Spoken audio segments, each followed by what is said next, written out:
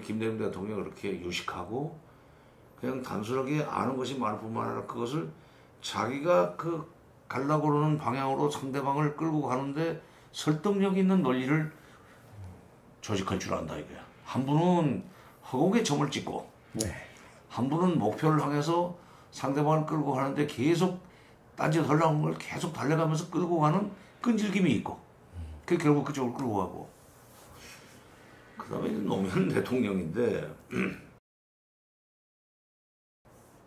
내가 어떻게 일을 하다 보니까 김대중 정부 말년에 뭐 1년 1개월짜리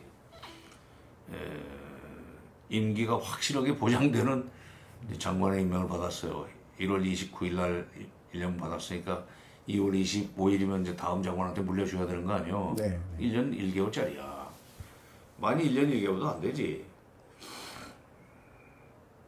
근데 수많은 사람이 통일부 장관을 희망을 했고 그 다음에 한반포에도 많은 건물들이 오르내렸는데 어떻게 노무현 대통령이 나를 계속 그냥 그 자리에 앉혀놔서 내가 계속 일을 하게 됐어요.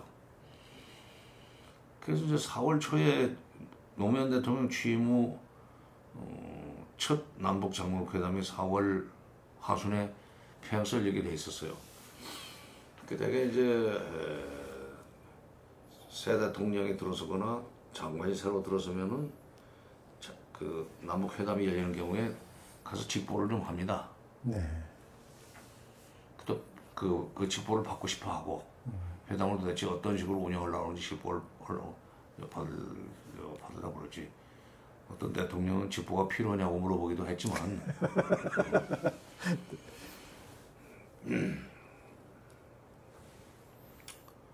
그냥 가서 이제 여러 가지 회담 전략을 이번 회담 목표는 이거고 이걸 위해서 이런 식으로 회담을 운영하고 있습니다. 그러면 되게 이제 그런 회담의 목표, 운영 전략. 그래서 일단은 여기까지는 버티되 최후에는 여기까지는 양보할 수 있습니다. 그 대신 그 이선으로 후퇴해서 할 때는 상대방으로부터 뭔가 반드시 그에 상응하는 소위 상응 조치를 받아내야 되니까 그런 이제 전략을 얘기하니까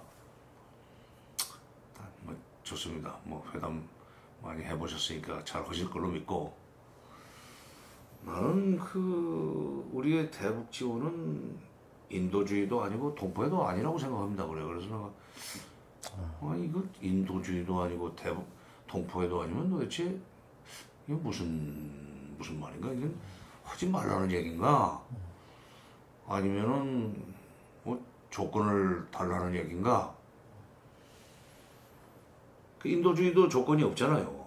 네. 동포애도 조건이 없고 그 인도주의도 아니고 동포애도 아니라고 그러니 이 조건 풀어주라는 얘기인가? 그런 식으로 이제 생각을 하면서 그 인도주의도 아니고 동포애도 아니면 그건 뭡니까? 그랬더니 그건 나는 우리 도리라고 생각합니다. 이러는 거예요.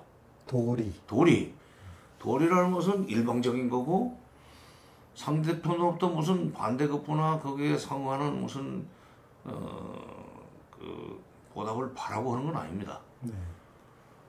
자식이 부모한테 효도하는 것은 도리로서 하는 것이지 또 부모가 자식을 보살피는 것도 그 부모된 도리로서 만사제표하고 자식을 위해서 이러는 거 아니요. 그게 도리지. 사제지간에도 도리가 있고 그러듯이. 그래서 내가 순간 인도주의 동포의 도리 이렇게 되는 거 아니요. 네. 근데 감탄했어요. 역시 참 뭐라 그럴까 그 어렵게 큰 사람 아니요. 네. 노무현 대통령이 네. 농촌에서 어떻게 해가지고 정말로 참 부산까지 고등학교는 갔는데 졸업하고 바로 취직할 수 있는 상고가 한 거 아니요. 네. 처음에는 은행이나 들어가고 싶어서 갔겠지. 어쨌건 경남고등학교나 부산고등학교에 비하면 부산 상고는 상대적으로 가난한 집 자녀들이 다니는 학교였었어요. 네. 인문계 학교에 비해서 상업학교, 그렇죠. 실업계에는 좀 경제적으로 어려운 집 자식들이 많습니다. 그러니까 경제적으로 어려운 그 사춘기 이럴 때 그 경제적으로 어려운 것은 솔직히 까닭없는 열패감. 나는 뭐냐? 나는 왜 저렇게 말하자면 윤택해 보이지 못하냐? 어쩐지 같은 돈을 주고 사도 자기 입은 교복은 좀 꾀죄죄해 보이고 그러는 거예요. 그게 일종의 자격지심이지. 그 말하자면 요즘 말로 하면 루저의 길을 걸어온 사람이야. 그렇죠. 그러면 낙선도 많이 했고, 그래서 별명도 바보 노무현이라고 그러잖아. 안 되는 일만 하고 다니는데 결국 이제 종로에서 당선이 됐고, 결국은 대통령까지 됐는데, 그 순간 어려운 사람을 돕는 것을 도리라고 한다. 그건 자기가 어렵게 살아갔기 때문에 그걸 도리라고 얘기하는 거다. 응? 제 삶의 경험에서 잘 사는 사람이 어려운 사람을 돕는 것은 도리야, 사실은. 인간적인. 근데 많은 사람들은 그걸 도리로 생각하지 않고 은혜로 은혜를 베푸는 걸로 생각하고 싶어 하지. 그러니까 보통 사람은 그걸 은혜를 베푼다고 생각합니다. 시혜라고 생각하지만 네. 좀 차원이 의식 수준이 높은 사람은 그걸 도리라고 얘기하는구나라고 나는 생각을 했어요. 응? 그 내가 이제 평양 가서 얘기를 했어요. 노 대통령한테도 얘기를 하고, 이번에 제가 이제 평양 가서 북쪽에다 확실하게 좀 그렇게 교육을 시키겠습니다. 이렇게까지 인도주의도 아니고 동포도 아니고 도리 차원에서 대북 지원도 하고 남북 교류 협력을 하자고 하는 대통령이 있을 때 당신이 잘 알아. 응? 좀 얘기를 좀 보겠습니다. 뭐 그러시오. 뭐 그래서 끝났는데, 그때 내가 사람이라는 게 계속 승자의 길만 걸어온 사람과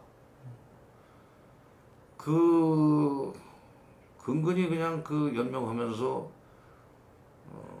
말하자면 가불이 있다면 을의 길을 걸어온 사람이 지도자가 됐을 때는 이런 식으로 정책이 나갈 수 있구나 하는 그런 생각을 했어요.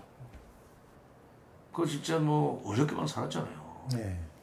대통령 유세할 때까지도 한나라당인가 뭐 한신한국당에서 그 권양숙 여사의 그 아버지가 무슨 빨치산. 빨치산인지 하여튼 네.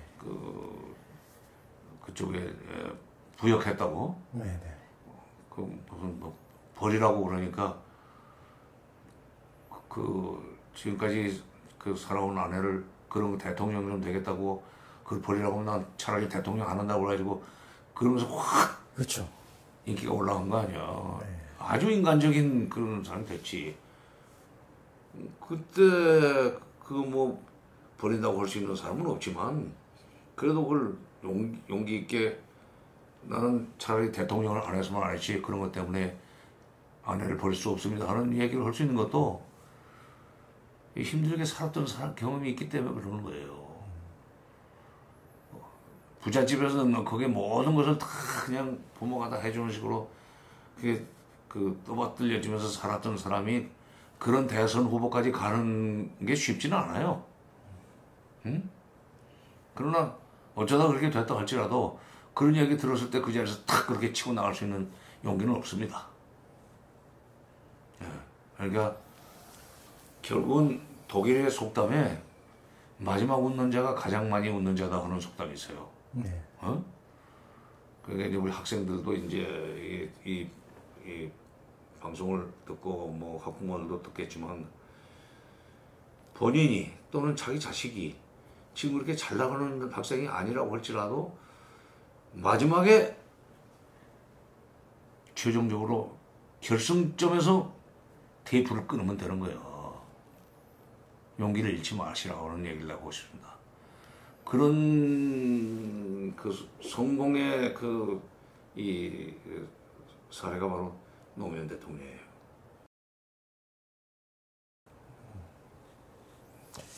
통일 문제하고 관련은 없지만은 하여튼 허공에 점을 찍는 대통령. 네.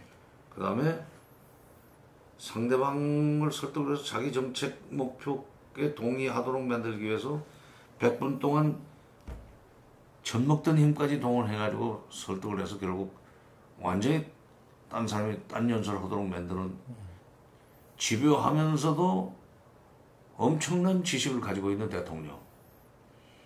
그 다음에 대북 지원을 도리라고 하고 그러면서 계속 햇볕 정책을 이어가는 그런 그 대통령.